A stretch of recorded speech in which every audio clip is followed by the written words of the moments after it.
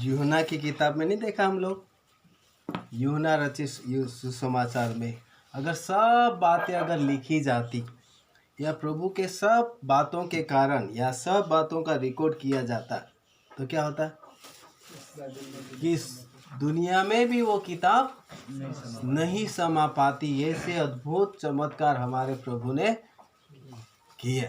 तो ये अनगिनत चमत्कार है, लेकिन कुछ ही चमत्कारों के बारे में, कुछ ही ऐसे चमत्कार हैं जो हमारे विश्वास के लिए, हमारी भक्ति के लिए, हमको प्रभु में और आगे बढ़ने के लिए सहायता करने वाले चमत्कारों का वर्णन हमको कहाँ दिखता है?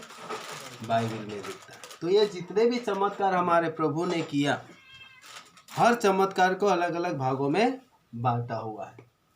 जैसे दुष्ट आत्मा ग्रसित लोगों को छुड़ाए, ये किसको दर्शाता है? दुष्ट आत्मा से ग्रसित लोगों को छुड़ाने वाले चमत्कार क्या दर्शाते हैं? ये किस बात को दर्शाता है? ये दर्शाते हैं कि ईश्वरीय सामर्थ किसमें है? प्रभु यीशु मसीह में। जब दुष्ट आत्मा निकाल रहा है, यानी प्रभु यीशु मसीह में ईश्वरीय सामर्थ है, वो ईश्वरीय सामर्थ को प्रकट करते हैं।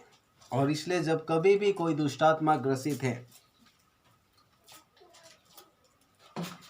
और दुष्ट आत्मा से ग्रसित है, ऐसे लोगों को आज भी प्रभु छुड़ाता कि नहीं? आज भी छुड़ाता है। और ये शैतान की पराजय को भी दर्शाता है। किसको दर्शाता है?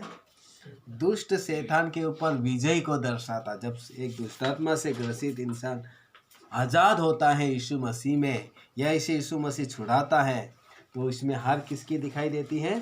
शैतान की। क्योंकि जब यीशु प्रभु चेलों को भेजा था दो दो करके सुसमाचार सुनाने के लिए, प्रभु के वचन का प्रचार करने के लिए, और जब वे लौट कर आए थे, खुशी से बोल रहे थे कि दुष्ट आत्माएं भी हमारे कब्जे में हो गई करके खुशी खुशी। और यीशु मसीह भी उनको बोला कि मैं स्वर्ग से किसको गिरते हुए देखा? शैतान को बिजली की नायें गिरते हुए देखा, ऐसा बोला ना प्रभु ने। तो जब एक दुष्ट आत्मा से ग्रसित व्यक्ति आज़ाद होता है, तो उसमें शैतान की शक्ति का पराजय का निशान, यानी यीशु मसीह में वो सामर्थ्य है जो शत्रु शैतान की हर चालों को, शैतान को हराने की बात को दर्शाता है। इसलिए हम मसीहों को किसी से डरने की जरूरत नहीं, शत्रु शैतान से, दुष्ट आत्माओं से घबराने की जरूरत नहीं है। केवल प्रभु का सहारा लेकर उसी में आगे बढ़ने के लिए हमको क्या होना चाहिए? तैयार रहना चाहिए, उसी पर विश्वास में आगे बढ़ना। दूसरे प्रकार के चमत्कार कौन से हैं? बीमारियों से ग्रसित लोगों को चंगाई देना, यानी ऐसी कोई बीमारी नहीं है जिसका इलाज या जिसका इलाज यीशु मसीह में ना होता हो। जब दवाइयाँ फेल हो जाती हैं, या दवाइयाँ जैसे कोरोना वायरस जैसी बीमारी आज उसके लिए अभी भी जो दवाई इसका जो निकाली हुई है, उसको भी लोग लेने के लिए थोड़ा डर रहे, कहीं उसका साइड इफेक्ट ना हो जाए। यानी ऐसी कोई बीमारी नहीं है जिसका इलाज या जिसका छुटकारा हमारा प्रभु नहीं करता, या ऐसी बीमारी भी है जिसका इलाज दुनिया करती भी है, लेकिन जब दुनिया करती है और नहीं होता हो, ऐसे समय में उस बीमारी, जब सब डॉक्टर लोग, वैद्य लोग, सारी दवाइयाँ फेल हो जाती हैं, इंसान की सारी कोशिशें ख़त्म हो जाती हैं, और ऐसे समय में अगर वो विश्वास करके प्रभु के पास आता है, तो प्रभु क्या करता? उसको छुटकारा देता, चंगाई देता, उस बीमारी से उसे चंगाई। जैसे 38 साल वाला व्यक्ति जो बाइबल में हमने देखा, इसका मतलब वो लंबे समय की बीमारी से वो अच्छा नहीं था, लेकिन यीशु की एक ही मुलाकात में वह 38 साल की लकवी की बीमारी से क्या हो गया? यानी ऐसी कोई बीमारी नहीं है जिसे प्रभु चंगा ना हो। तो ये क्या है? ये इस बात को प्रकट करता है कि बीमारियों के ऊपर भी सामर्थ किसका है? यीशु मसीह का। सब बीमारियों के ऊपर अधिकार रखने वाला अगर कोई है तो वो है यीशु मसीह। तीसरा चमत्कार, मृतकों को पुनः जीवित करना। ये किस बात को दर्शाता है?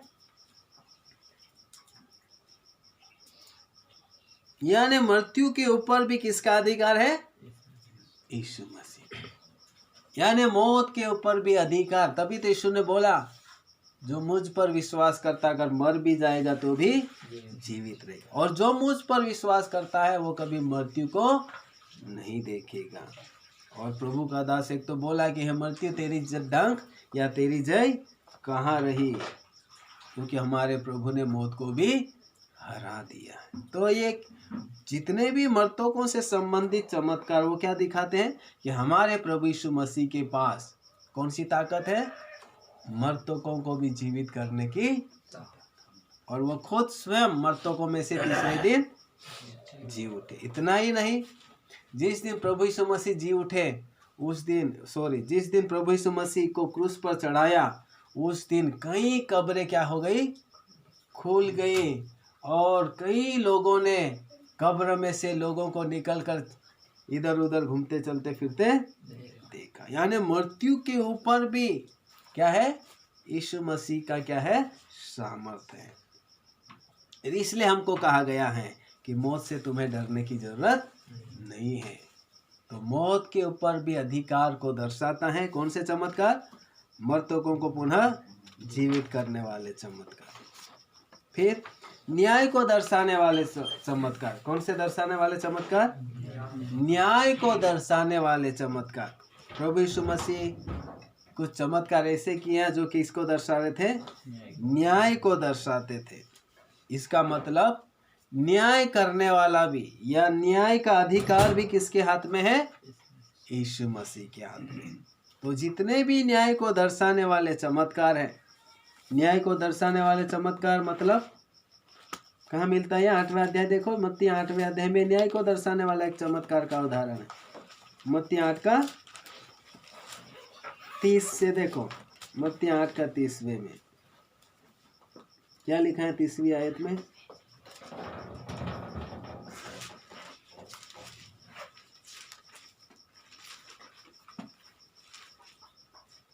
तीस से 32। सुनो, कुछ दूर बहुत से सूअरों का एक झुंड चल रहा था। दुष्टात्मा ने उससे यह कहकर विनती की, यदि तू हमें निकालता है तो सूअर के झुंड में भेज दे। उसने उससे कहा, जाओ, और वे निकलकर सूअर में बैठ गई, और देखो सारा झुंड कड़के पर से झपट कर पानी में जा पड़ा और डूब मरा। ठीक, तो ये कैसे है, कैसे चमत्कार है, दुष्टात्मा से ग्रसित सूअरों को तो, दुष्टात्माओं को तो निकाला, लेकिन ये किसको दर्शाता है, न्याय को। ये दुष्ट शैतान तो इस मनुष्य के अंदर नहीं रह सकता, तुझे यहाँ से निकलना होगा। तो ये न्याय को दर्शाने वाले चमत्कार है। कैसे दर्शाने वाले, और एक पेड़ था जो फल नहीं लगे, फल ढूंढने के लिए प्रभु ने आया, अंजीर का पेड़ था ना, फल ढूंढने के लिए आया और क्या नहीं मिला, और फिर प्रभु ये अब सूख जाएगा करके तो क्या हुआ, सूख गया। वो भी कैसा है, अगर इस्राएली परमेश्वर की इच्छा के अनुसार नहीं जिएगी तो इस्राएल का भी न्याय ऐसा ही किया जाएगा। अगर आप और मैं परमेश्वर की मर्जी के अनुसार, परमेश्वर की इच्छा के अनुसार, परमेश्वर की योजना के अनुसार अगर हम नहीं जिएंगे तो ये न्याय को दर्शाने वाला, इसका मतलब क्या है, न्याय करने वाला भी या न्याय करने का अधिकार भी किसके ऊपर दिया हुआ है, किसके हक में दिया है, यीशु के अधिकार में है। तो न्याय करने वाले चमत्कार बोलते हैं। फिर अगला है दुष्टात्माओं के बंधन से छुड़ाना। अगला चमत्कार का भाग कौन सा है, दुष्टात्माओं के बंधन से छुड़ाने वाले चमत्कार। ये क्या दर्शाते हैं, ये इस बात को दर्शाते हैं कि यीशु मसीह ही दुष्ट शक्तियों के ऊपर भी अपना अधिकार रखते। पहला वाला देखा वो, उससे क्या है, शैतान को हराने की ताकत है। दूसरा इसमें जो देखा हमने वो अधिकार, दुष्टात्माओं के ऊपर अधिकार किसका है, यीशु का है। इसलिए वो ये जो अभी हम पहले भाग में पढ़ा, तुम यहाँ से जाओ बोला तो निकलो, तो निकले कि नहीं निकले, दुष्ट आत्माएं निकल गई। इसका मतलब किसको दर्शाते हैं, यीशु का अधिकार। सारी दुष्ट शक्तियों के ऊपर यीशु का अधिकार है। जब अय्यूब की जिंदगी में देखें, शैतान परीक्षा किया तो प्रभु ने बोला तू जो करना चाहे वो कर ले, लेकिन उसके प्राण को नहीं छूना। इसका मतलब उस शैतान के ऊपर अधिकार किसका है? प्रभु का है। तो ये चमत्कार किसको दर्शाते हैं कि सारी दुष्ट शक्तियों के ऊपर अधिकार किसका है? हमारे प्रभु का। फिर अगला चमत्कार कौन सा है? दैनिक आवश्यकताओं से संबंधित चमत्कार। दैनिक आवश्यकताओं से संबंधित चमत्कार मतलब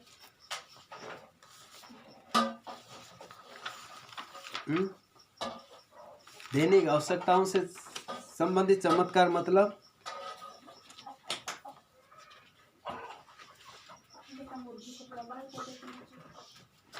यानी हमारे मनुष्य जीवन में जो भी आवश्यकताएं हैं, जैसे 5,000 मनुष्य खिलाया प्रभु, 4,000 मनुष्यों को भी खिलाया। और जब कर देने की बात आई, प्रभु यीशु मसीह कर देना था और चेलों को भी कर देना था, पतरस को भी। इसलिए प्रभु यीशु मसीह ने क्या कहा? अपनी बंसी ले जाकर डालना और एक मछली उसमें आएगी, उसके मुंह से उसके अंदर से तो क्या मिल निकालना? काय का सिक्का था वो?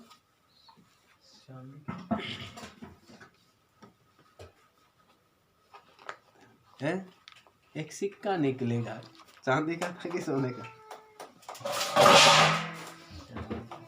चांदी का था ना। एक सिक्का निकलेगा, तो वह हमारे प्रतिदिन की आवश्यकताओं को ध्यान में रखकर प्रभु क्या करते थे? चमत्कार करते थे। तो जितनी, इसलिए ये क्या चीज़ है? इसलिए हमको हमारी जब आवश्यकताएं हैं, हमारी जब ज़रूरतें हैं, जब हमको कुछ प्रभु का दैनिक जीवन में कुछ न कुछ सहयोग चाहिए, उस समय हमको कौन मदद करता है? प्रभु मदद करता है। आप सब अपने अपनी गवाही दे सकते हैं और आप लोग इस अनुभव से गुजरे भी हैं कि जब जब आपको ज़रूरत पड़ी, प्रभु ने क्या किया? उपाय किया कि नहीं? तो हमारी दैनिक आवश्यकता, प्रभु ने प्रार्थना भी सिखाया अपन को कि रोज की रोटी आज हमें दे। तो प्रभु खुद प्रार्थना भी सिखाए और जब हमारी ज़रूरत पड़ती है दैनिक आवश्यकताओं को लेकर, वो हमारी मदद भी करता है। तो ये कितनी अच्छी बात है कि दैनिक आवश्यकताओं को भी ध्यान में रखकर प्रभु चमत्कार करता है, ताकि हमारी हर दैनिक की आवश्यकता के लिए किसके ऊपर भरोसा रखें? हम प्रभु के ऊपर। फिर आखिरी कौन सा है? यीशु मसीह के कारण होने वाले चमत्कार। प्रभु यीशु मसीह के कारण होने वाले चमत्कार, इसका उदाहरण कहाँ कहाँ आप देख सकते हैं? कैसे देख सकते हैं? यानी कुछ ऐसे चमत्कार है जो किसके कारण होने लगे? प्रभु यीशु मसीह के कारण। जैसे जैसे ही प्रभु यीशु मसीह पैदा हुआ तो कौन सा चमत्कार हुआ?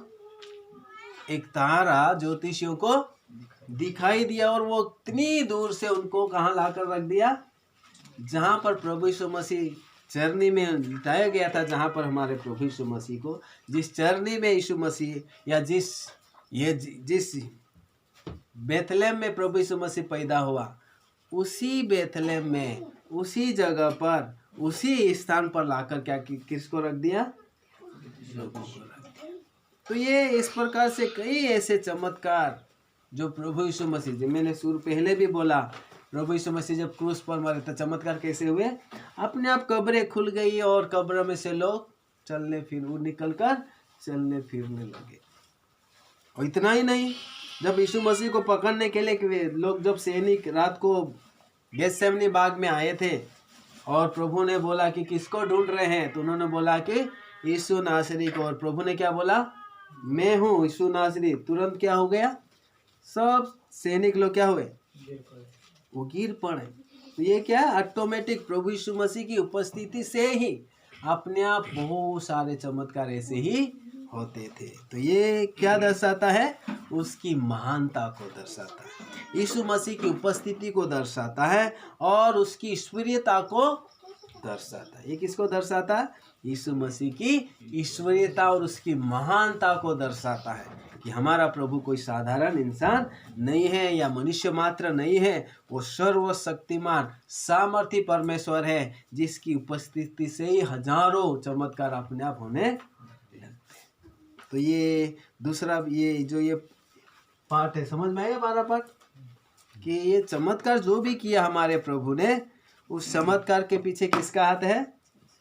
हमारे प्रभु का। और हर चमत्कार के पीछे क्या है? एक उद्देश्य है, विशेष उद्देश्य के लिए प्रभु ने यह चमत्कार किया। और हर चमत्कार आपको और मुझे एक नई विश्वास और आस्था को दर्शाता है। क्या दर्शाता है ये? हमारे अंदर विश्वास दर्शाता है कि जब ऐसी ऐसी समस्या हमारे जीवन में जब आए, हमारे परिवार में आए या हमारे आजू बाजू वातावरण में आए या जिस इलाके में आप और मैं रहते हैं ऐसी जगह पर आए, तो उन सारी बातों में हमको किसकी मदद लेना है? यीशु प्रभु की मदद। तो ये हर चमत्कार, हर छुटकारे की बातें, मृत्यु पर पुनरुज्जीवित करने वाली बातें, ये सब बातें हमारे प्रभु की इस महानता को, उसकी दया को, उसकी करुणा को और उसके अद्भुत कामों को दर्शाते हैं। तो ये विश्वास के साथ हम सेवकों को जो प्रभु की सेवा करते हैं, इस आशा के साथ, इस मनसा के साथ अगर हम ये काम करेंगे तो वैसे ही अद्भुत रीति से चिन्ह चमत्कार प्रभु आपके जरिए, हमारे जरिए, मंडली के जरिए, भक्तों के जरिए करने के लिए क्या करेगा? सहायता करेगा। तो किसी के मन में कुछ सवाल और कुछ पूछना हो या ऐसी कोई बातें हो जो हमको प्रभु के इस प्रकार की छुटकारे की, इस प्रकार के चमत्कार चंगाई की या आशीष की बातें, दैनिक जीवन की आवश्यकता की बातें या मौत से डर और भय की बातें हैं, तो हम प्रभु पर विश्वास कर सकते हैं, उससे मांग सकते हैं, वो हमारी मदद करेगा। और ऐसा ही बातें या ऐसे ही अनुभव में, ऐसी ही बातों में हम मंडली को भी हम क्या करें? प्रोत्साहन करें और मदद करें।